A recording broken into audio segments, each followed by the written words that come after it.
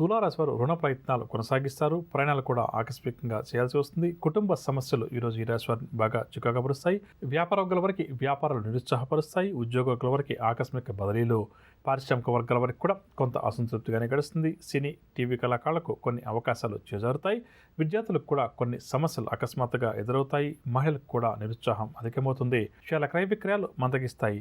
మొత్తం మీద తులారాశి వారికి కూడా ఈరోజు గ్రహస్థితి అంత అనుకూలంగా లేదు. చేయబోయే కార్యక్రమంలో ఆటంకాలు ఎదురవుతాయి కాబట్టి జాగ్రత్త వహించాలి.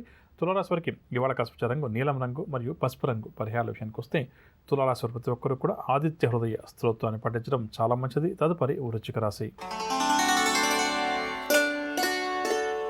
వృశ్చిక రాశి వారికి ఈరోజు ఇంటా బయట కూడా ప్రోత్సాహకరంగా ఉంటుంది. సన్నిధులతోటి తగాదాలు ఎవరికైతే అధికంగా ఉన్నాయో అవన్నీ కూడా పరిష్కారం అవుతాయి. శుభవార్తలు కూడా ఈరోజు ఈ రాశి వారు అందుకుంటారు. ధార్మిక కార్యక్రమాలకు చురుగ్గా హాజరవుతారు.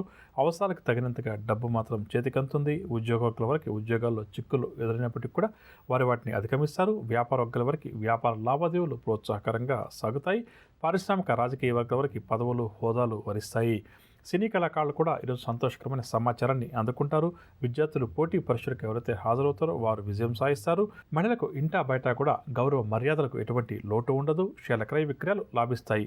మొత్తం మీద వృశ్చిక రాశి వారికి గ్రహస్థితి ఈరోజు చాలా వరకు కూడా యోగదాయకంగా ఉంది. వృశ్చిక రాశి వారికి ఇవాళ కస్పచ రంగు ఎరుపు రంగు మరియు గోధుమ రంగు. పరిహారాల విషయానికి వస్తే వృశ్చిక రాశి వారి ప్రతి ఒక్కరూ కూడా శ్రీ వెంకటేశ్వర స్వామివారిని పూజించడం, విష్ణు సహస్రనామ స్తోత్రాన్ని పారాయణం చేయడం చాలా మంచిది. తదుపరి ధనురాశి. ధనురాశి వారికి ప్రతి పనిలో కూడా వ్యయ ప్రయాసాలు అధికంగా ఉంటాయి. ఆరోగ్య భంగం కూడా ఈరోజు వీరికి ఉంటుంది. వ్యాపార వర్గాల వారికి వ్యాపారాల్లో ఒడిదుడుకులు అధికమవుతాయి. ఉద్యోగ వర్గాల వారికి విధుల్లో చికాకులు, సమస్యలు ఎదురవుతాయి. పారిశ్రామిక వర్గాల వారికి విదేశీ పర్యటనలో ఆటంకాలు తప్పకపోవచ్చు. సినీ, టీవీ కళాకారులకు ఒత్తిళ్లు అధికమవుతాయి. విద్యార్థుల అంచనాలన్నీ కూడా తప్పుతాయి. మహిళలకు కుటుంబ సమస్యలు మరింత అధికమవుతాయి. షేర్ల క్రయ విక్రయాలు మందగిస్తాయి. మొత్తం మీద ధనురాశి వారికి రోజు గ్రహస్థితి అంత అనుకూలంగా లేదు. చేయబోయే కార్యక్రమాల్లో ఆటంకాలు మాత్రం అధికంగా ఎదురవుతాయి. జాగ్రత్త వహించాలి.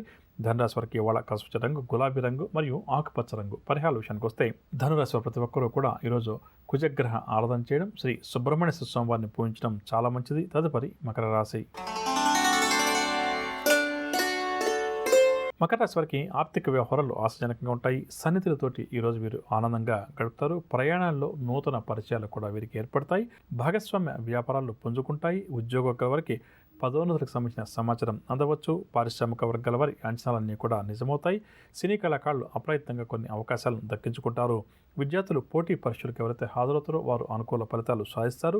మహిళలకు ఆస్తి, ఆరోగ్య లాభ సూచనలు, షేర్ల క్రయ విక్రయాలు లాభిస్తాయి. మొత్తం మీద మకర రాశి వారికి రోజు గ్రహ చాలా వరకు కూడా యోగదాయకంగా ఉంది. మకర రాశి వారికి ఇవాళ కస్పచ రంగు గోధుమ రంగు మరియు పసుపు రంగు. పరిహారాల విషయానికి వస్తే మకర రాశి వారి ప్రతి ఒక్కరు కూడా గాయత్రి అమ్మవారిని పూజించడం చాలా మంచిది. తదుపరి కుంభరాశి. కుంభరాశి వారు నూతన కార్యక్రమాలు ప్రారంభిస్తారు. ముఖ్యమైన వ్యవహారాల్లో విజయం సాధిస్తారు. పుణ్యక్షేత్రాలు కూడా ఈ రాశి వారు సందర్శిస్తారు.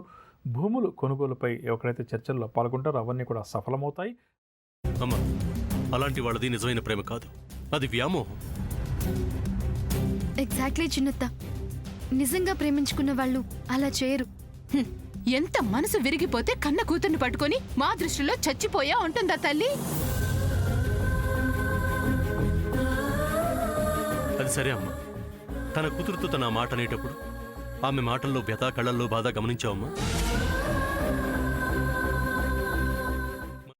పెద్దబాబుకు బర్త్డే విషెస్ చెప్పు కూడా వెళ్ళాం కదా.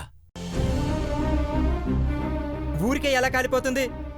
మంట పెడితేనో పడితేనో తగలబడుతుంది.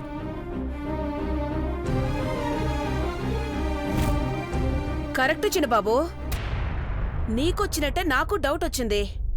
పార్వతే షర్టును తగలబెట్టిందనుకుంటా.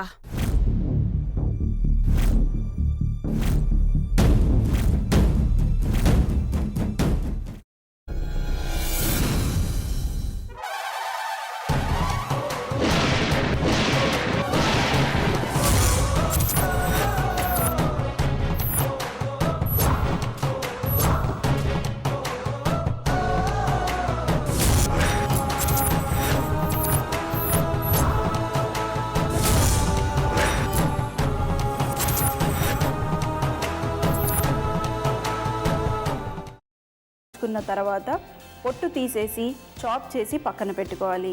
ఒక ప్యాన్లో కొద్దిగా నూనె వేడి చేసి అందులో ఆవాలు, మినప్పప్పు, శనగపప్పు, కరివేపాకు, సన్నగా తరిగి పెట్టుకున్న ఉల్లిపాయలు వేసుకుని 1 నిమిషం పాటు వేయించుకోవాలి. ఆ తర్వాత కాల్చి కట్ చేసి పెట్టుకున్న వంకాయని కూడా అందులో వేసుకుని బాగా మిక్స్ చేసి బౌల్లోకి ట్రాన్స్ఫర్ చేసుకుని అందులో తగినంత చిక్కటి పెరుగు లేదా పల్చటి పెరుగు వేసుకుని మిక్స్ చేసి అన్నంతో కానివ్వండి, చపాతీతో కానివ్వండి సర్వ్ చేసినా చాలా బాగుంటుంది.